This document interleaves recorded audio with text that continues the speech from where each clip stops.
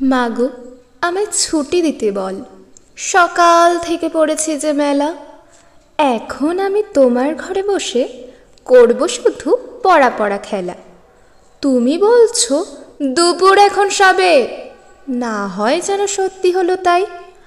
একদিনও কি দুপুরবেলা হলে বিকেল হলো মনে করতে নাই? আমি তো বেশ ভাবতে পারি মনে।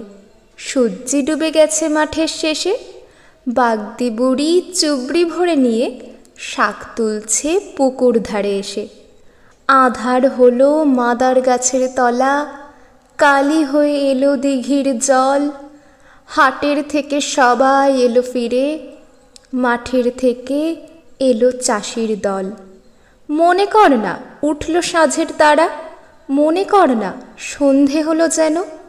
রাতের বেলা দুপুর যদি হয়, দুপুরবেলা রাত হবে না কেন?